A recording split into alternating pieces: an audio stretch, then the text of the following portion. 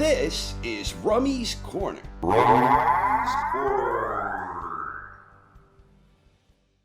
I don't know shit about boxing. Last Saturday night at the MGM Grand in a bout that was televised on ESPN, unified WBO, WBA lightweight champion Vasyl Lomachenko squared off against undefeated IBF champion Teofimo Lopez in a unification bout.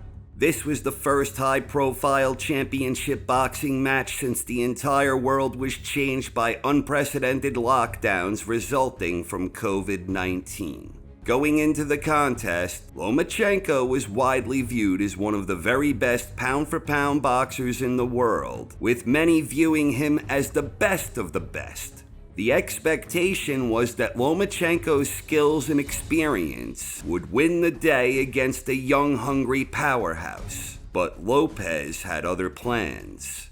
Lopez seized command of the action early on, and Lomachenko was having a lot of difficulty adjusting to the stellar tactics of the younger champion. Lopez was utilizing an effective stiff jab to control the range, and he was also consistently investing downstairs, where he was ruthlessly pounding away to the body of Lomachenko.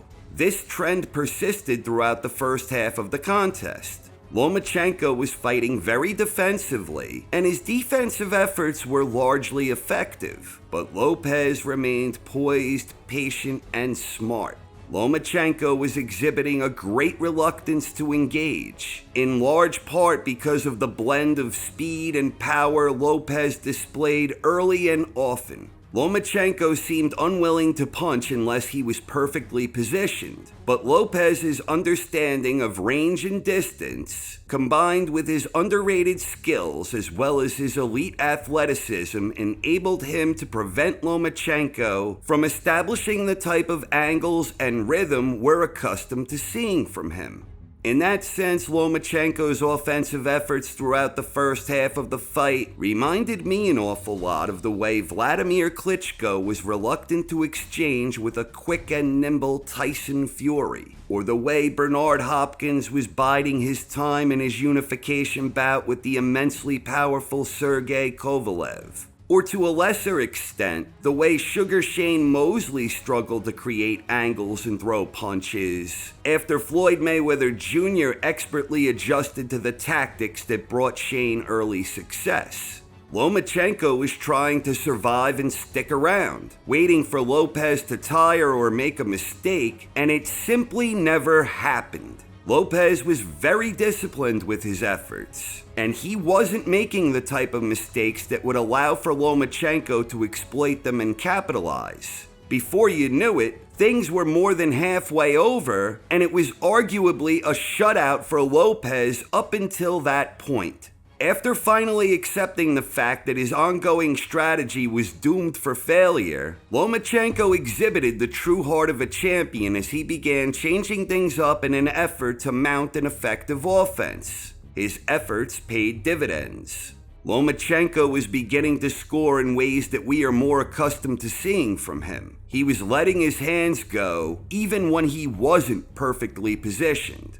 This enabled Lomachenko to disrupt the rhythm of Lopez, and it also allowed Lomachenko to establish some momentum of his own. But by that point, it was already too late. Lopez sealed it when he reasserted himself and came on strong to win the 12th and final round big. At the end of the night, Lopez was awarded a unanimous decision victory with scores of 116 to 112, 119 to 109, and 117 to 111. Teofimo Lopez had just become the new unified IBF WBO WBA lightweight world champion. Personally, I had it 116 to 112 for Lopez. I thought Lopez won the first 7 rounds. I had Lomachenko winning the next 4, and I thought Lopez won the 12th in style, where he solidified his superiority in this fight. So I definitely believe the 119 to 109 score was a little wide, but the other 2 scores were right in line with what I believe is an accurate reflection of what happened.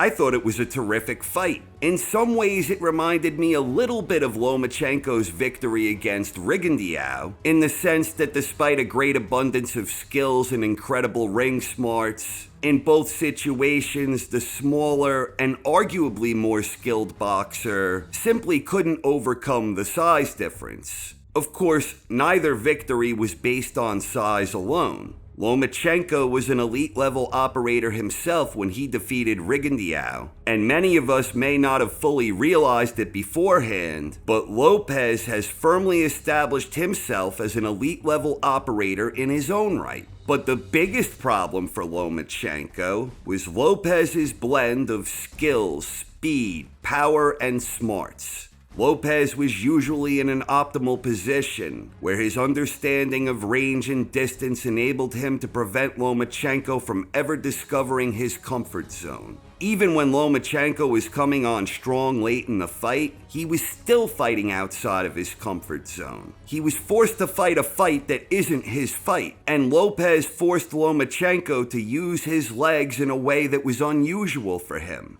That, combined with his vicious body assault, seemed to have Lomachenko winded at times. Perhaps the most impressive thing about Lopez was the fact that when Lomachenko was coming on strong late, Lopez never lost focus and was never deterred when Lomachenko seized momentum over most of the later rounds.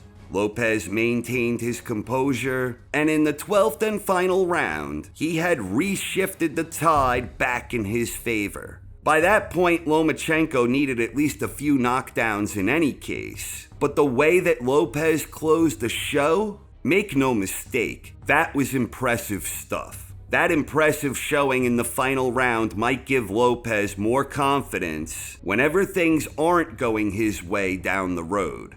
Personally, I would love to see a rematch between Lopez and Lomachenko. Lopez and Lomachenko are both extremely intelligent, and I believe they can each potentially learn and improve upon their efforts from last weekend. I'm not sure if Lomachenko can actually beat Lopez after what we saw last weekend, but I wouldn't be quick to count him out. And Lopez proved to be far more skilled and measured than many believed beforehand. And more importantly, he proved that his heart and determination are beyond reproach. I genuinely admired the efforts of both champions, and in a day and age when all too often the best don't fight the best when it matters most, Lopez and Lomachenko should both be applauded for stepping up and making this big fight, especially during these unprecedented times. Whatever these two outstanding boxers do next, I'll definitely be tuning in. Hopefully a rematch will happen sooner than later.